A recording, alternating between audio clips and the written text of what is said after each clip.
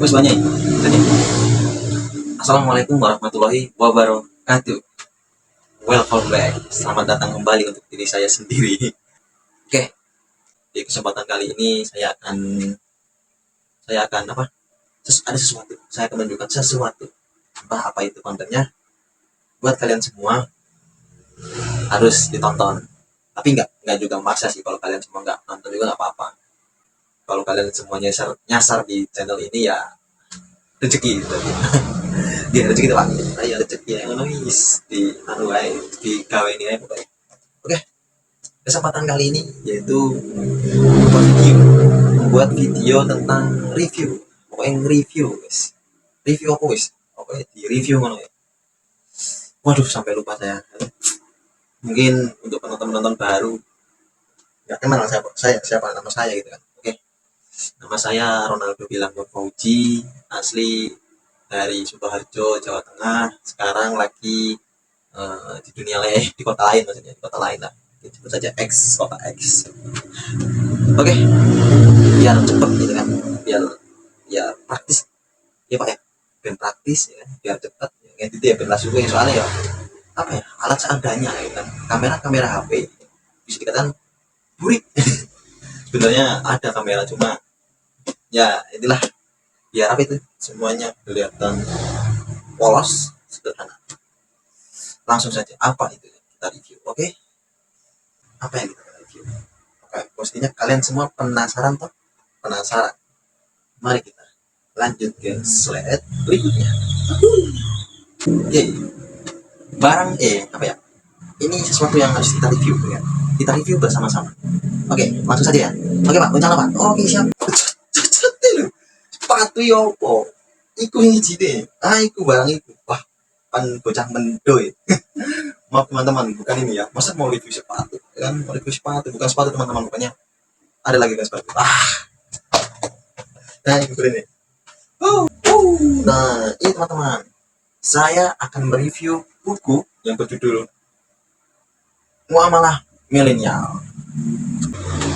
Oke, kita mari kita review buku Muamalah Milenial ini, ya kan? Buku ini ada maksudnya ditulis oleh seseorang, yaitu yang bernama Nur Ijati SEME beserta Naurid Muhammad Rifai Ilyasa SHUM, ya kan? Mari kita lihat profil dari beliau ya tersebut. Yang pertama yaitu penulis pertama yaitu Nur Ijati SEME, dilahirkan di Kabupaten Tasikmalaya pada tanggal 22 Juni 1996. Beliau menyelesaikan kuliah S1 jurusan Manajemen Keuangan Syariah. Ini sangat berkaitan sekali dengan bukunya beliau tersebut ya.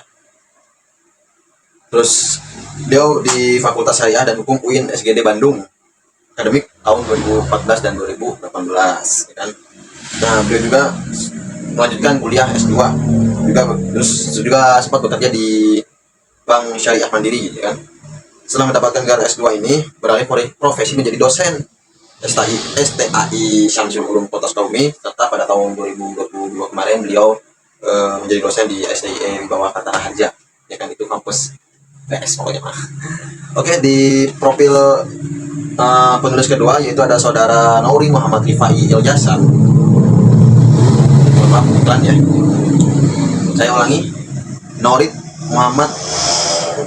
Muhammad Rifai Ilyasa SHUM. Beliau adalah penulis kedua. Beliau dilahirkan pada tanggal 3 April tahun 1994 di Kabupaten Purwakarta. Beliau menyelesaikan kuliah S1 di bidang studi sejarah peradaban Islam Fakultas Adab dan Humaniora UIN SGD Bandung tahun akademik 2015 sampai 2018. Jadi bisa dikatakan beliau berdua ini bisa dikatakan satu kampus dulunya, cuman hanya beda jurusan aja. Terus beliau juga aktif sebagai pengurus Dewan Kesenian Kabupaten Purwakarta, juga merupakan juga penggiat literasi dalam bidang ilmu sejarah. Ini apa ya, mereka berdua ini sangat berkaitan dengan buku ini. Kenapa saya bilang di sini kan nanti akan dijelaskan tentang sejarah Islam, sejarah seperti muamalah pada zaman dahulu, seperti zaman Nabi dahulu lah pokoknya itu.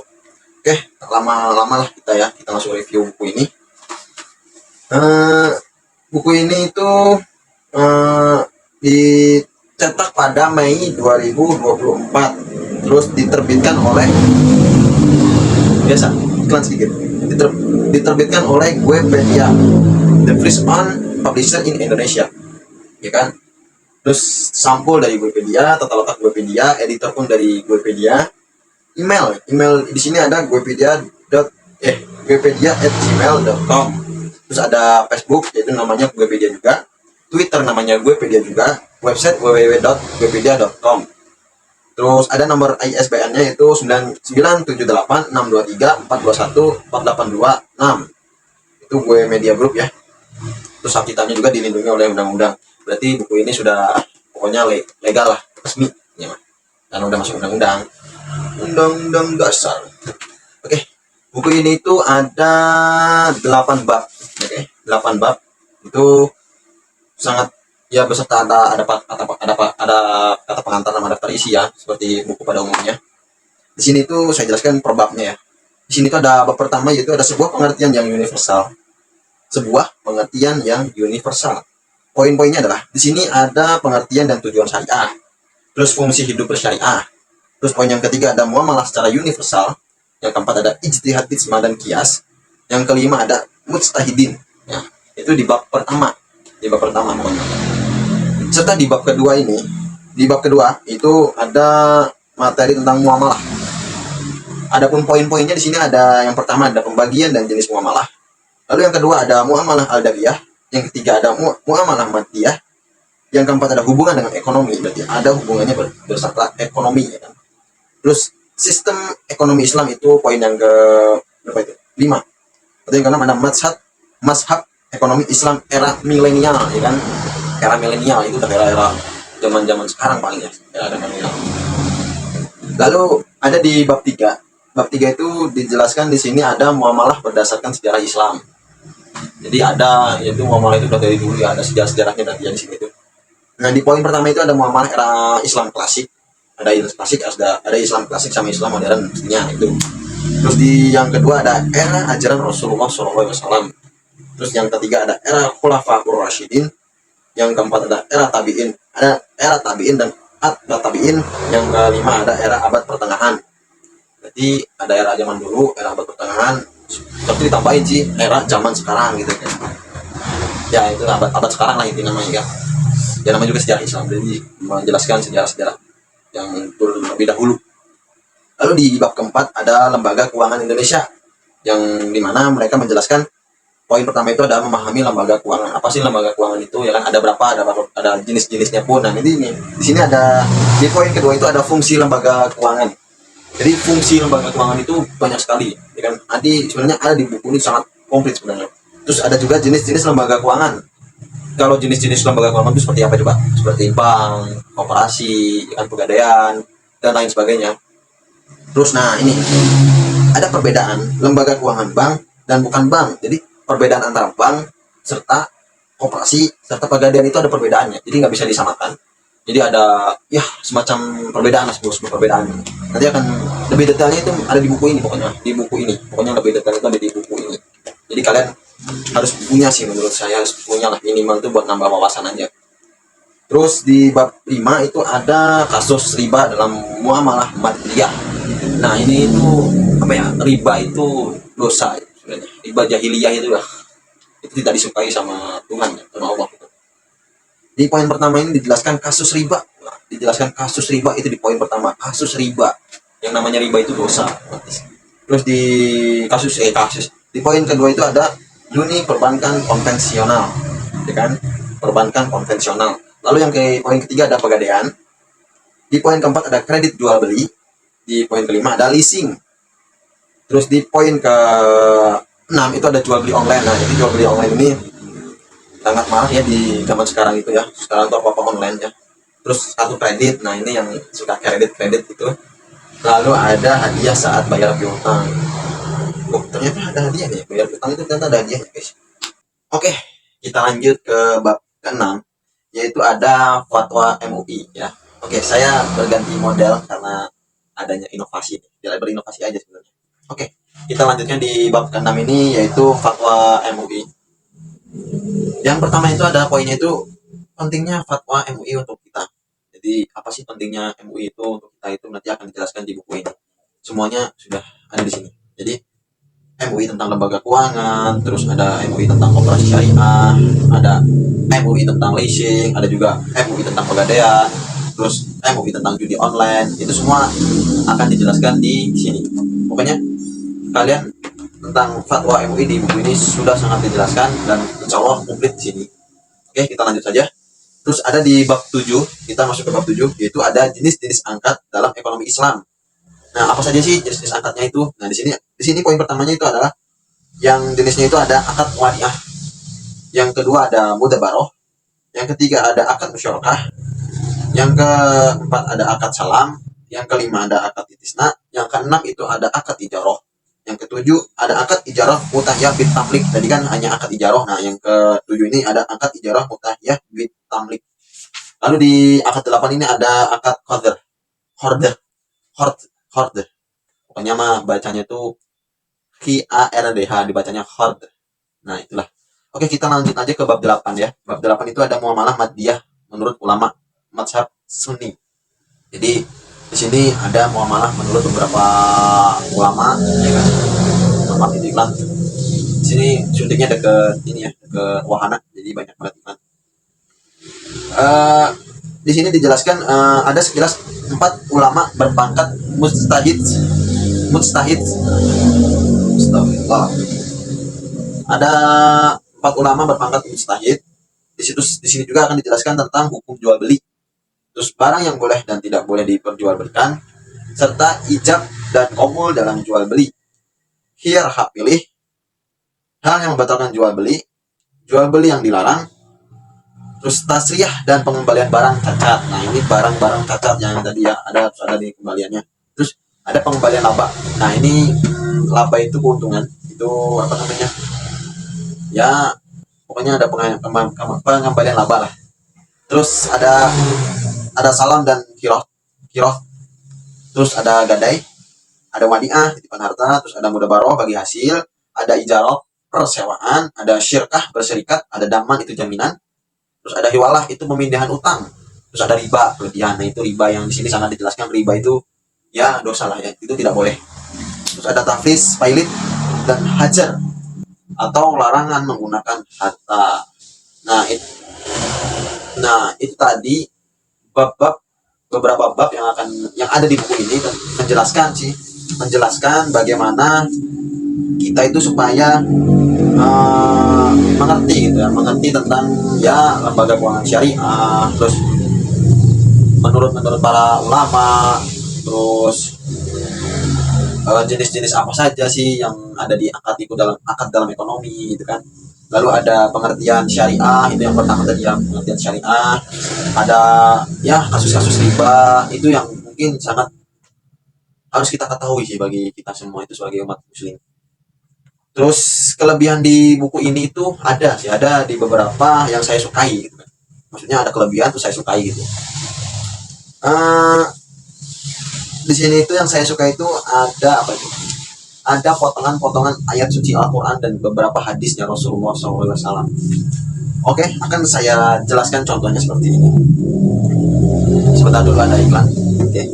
Sementara para ulama, definisi syariah mencakup hukum dasar yang ditetapkan Allah Subhanahu Wa Taala. Ini menurut para ulama ya, untuk mengatur hubungan manusia dengan penciptanya, dengan sesama manusia dan juga kepada alam. Hal ini sesuai dengan Quran surat An-Nisa ayat 13 yang bacanya, tilka hududullah wa man yuti'illah wa rasulahu yudkhilhu jannatin tajri min tahtihal anhar wa khalidina fiha wa dzalika fawzul azim. Itulah batas-batas Allah, hukum Allah. Barang siapa taat kepada Allah dan Rasulnya, dia akan masuk ke dalam surga-surga yang mengalir di bawahnya beberapa sungai. Ya, yang saya ketahui itu 4 sungai lah. Itu di dalam Quran sudah dijelaskan ada 4 sungai yang mengalir, yaitu sungai air susu, sungai air madu, sungai arak, sungai air tawar. Itu yang saya ketahui, tapi nggak tahu, nanti kalau ada salahnya saya mohon maaf. Mereka kekal di dalamnya dan itulah kemenangan yang agung. Nah, itu salah satu contoh kelebihan dari buku ini itu adalah ketika para penulis ini memasukkan potongan-potongan ayat suci Al-Quran ini ke dalam buku ini. Jadi untuk apa sih? Untuk mempertajam, untuk memperjelas sesuatu yang ada di buku ini tentang ilmu-ilmu tentang ilmu Islam, contohnya gitu. Di sini akan saya cari juga tentang beberapa hadisnya Rasulullah. Itu halaman berapa? Sebentar. Nah, ini Di sini ada potongan hadis dari Rasulullah. Yang pertama itu ada ini nih. Moderasi beragama sebagai bentuk muamalah adabiyah pun juga telah diperintahkan oleh junjunan kita Nabi Muhammad SAW dalam sabdanya, An Abni Abbas qala qala Rasulullah sallallahu alaihi wasallam ayul adyan ahabbu ilallah qala hanifiyatus samhah. Jadi dari ilmu Ibnu Abbas ia berkata, ditanyakanlah kepada Rasulullah SAW, agama manakah yang paling dicintai Allah? Maka beliau bersabda, al-hanafiyah as-samhah, yaitu yang lurus dan lagi toleran. Jadi di zaman sekarang itu agama yang lurus itu apa? Jadi bisa dikatakan yaitu agama yang lurus dan toleransi itu hanya agama Islam, karena Nabi kita yang terakhir itu Nabi Islam, dan dia diturunkan kitabnya juga kitab Al-Quran ya, yang mendapatkan Nabi Muhammad ya. Beda lagi zaman-zaman sebelum Nabi Muhammad itu ada kitab Injil, Taurat gitu kan. Injil itu Nabi Isa, Taurat itu Nabi Musa. Yaitu mereka yang mereka sebagai pedoman ya kan. Kalau kita sekarang sebagai umat muslim itu pedomannya itu Quran hadis kan. Ya itu harus kita imani kan. Yang harus kita pelajari kan, itu kan Quran itu kan petunjuk dari Allah supaya kita bisa masuk surga gitu, dan menetapi ibadahnya dalam ya ibadah kita harus lebih ditingkatkan lagi. Yaitu kelebihan dari buku ini itu. Jadi mungkin banyak tidak banyak buku-buku yang saya temukan itu ada potongan-potongan ayat Quran seperti ini. Ya walaupun mungkin ada, teman saya baru menemukan ini. Dua buku itu judulnya saya lupa, tapi ini memang bagus, cuman kekurangan juga ada, itu kurang memperbanyak ayat suci Al-Quran. Jadi dijelaskan ada kasus riba juga ya. Kasus riba itu kan di dalam Quran juga ada. Riba itu memang tidak boleh, itu dalam Quran juga, dalam Quran, dalam hadis itu sangat tidak diperbolehkan di dalam Islam. Jadi jatuhnya itu kayak pokoknya memang dosa besar. Oke. Dosa besar untuk kasus riba. Oke. Lalu kasus riba. Oke, lalu saran untuk buku ini yaitu buku ini tuh lama kelamaan dari tahun ke tahun itu seringnya inovasi atau benchmarking. Benchmarking itu kan perbaikan secara terus menerus ya, agar peminatnya banyak, terus ya sangat digemari oleh kalangan anak muda sekarang gitu, seperti saya gitu. Jadi bagaimana caranya kita itu harus terus menginovasi buku yang ini ya, seenggaknya yang tadinya hanya berapa ini 200 berapa halaman ini ya ditambah lagi atau diperkecil tapi hanya poin-poinnya saja, atau ditambahkan lagi dengan tentang penjelasan yang lain. Yang tadinya 8 bab jadi 12 bab atau 13 bab, cuman yaitu kata-katanya harus disederhanakan kembali, mudah dimengerti gitu kan. Jadi penulisannya itu harus mudah dimengerti, bagaimana si pembaca itu terbawa emosinya gitu kan, terhadap buku tersebut, buku ini maksudnya. Nah, saya sarankan sih tidak menutup kemungkinan bagi umat non muslim juga, yaitu atau saya udah bilang belum, bagi umat non muslim juga ini sangat bisa kalian dapatkan. Karena apa ya, kita jangan mengambil hanya tentang ilmu Islam aja gitu. Ilmu ini ilmunya luas gitu kan. Saya yakin di dalam agama lain pun yang namanya riba itu entah bahasa mereka itu apa, tapi itu nggak boleh. Tapi mereka bisa membaca buku ini hanya untuk menambah ilmu, menambah wawasannya saja gitu kan. Oke. Kayak gimana Pak? Menambah wawasan, menambah ilmu, nah jelas kan. Sing Konghucu, Kristen, Buddha, oleh buku ini ya. Boleh. Jadi kalian bisa dapatkan buku ini itu di toko-toko online gitu kan. Banyak sekali toko online, harganya pun mungkin bisa dibilang worth it, atau cukup lah bagi kalangan muda seperti saya. Bahkan yang sudah bekerja pun otomatis bisa lah beli itu bisa. Gaji sebulan berapa sih? Kalau ngomongin gaji jangan lah. Oke, kesimpulannya adalah kesimpulan dari buku ini itu adalah bagaimana kita ini harus mencari tahu gitu, hukum-hukum apa saja yang dilarang oleh Allah, terus sejarah-sejarah lembaga keuangan syariah, terus di dalam kasus riba tadi kita tuh harus tahu hukumnya apa, dosa atau enggak. Ya ini ya, walaupun kita enggak, yang lebih tepatnya kan kalau kasus riba itu kan di dalam kita harus mengaji ya Quran hadis, cuman ini untuk wawasan luarnya ya ini ada di buku ini. Jadi lembaga keuangan syariah itu banyak macam-macam, seperti perbankan tadi, pegadaian, koperasi, terus dan lain-lain, itu dijelaskan di sini. Jadi apa saja tujuannya, apa manfaatnya, perbedaannya, gitu kan, persamaannya, itu di sini dijelaskan, ya kan? Makanya dari itu, saya harapkan bagi kalian yang nonton, ini penting banget sih buku. Saya nggak endorse atau nggak, bukan apa ya, bukan bukan hanya memaksa kalian harus beli buku ini, tapi tergantung hati kalian mau beli atau tidak, kan tergantung pada diri kalian, hati kalian. Oh, kalau niatnya kalian, oh ingin nambah ilmu nih, oke kita belilah kan ya, kita belilah buku itu. Tapi oh, buku ini bisa hanya itu aja, ya boleh, itu hak kalian masing-masing kan. Maka dari itu ya, kalau saya sih saran beli, karena buat nambah wawasan, nambah ilmu gitu, nambah wawasan, nambah ilmu, belajarnya ditingkatkan di dalam surga. Toh kalian mau pilih yang mana, ya kan? Oke, mungkin cukup sekian dari saya review buku pada kesempatan kali ini. Sampai jumpa di tahun berikutnya, ketemu dengan saya mungkin di channel ini juga. Mohon maaf apabila dari kata-kata saya penjelasan yang kurang kurang apa ya kurang jelas, terus atau nada bicara saya yang amburadul, itu saya mohon maaf yang sebesar-besarnya, karena saya hanya manusia biasa yang tak luput dari kesalahan. Oke, mungkin cukup sekian. Saya pribadi, atas nama Ronaldo Gilang atas nama Ronaldo Gilang Fauji, izin pamit undur diri. Assalamualaikum warahmatullahi wabarakatuh. Peace out. Alhamdulillah.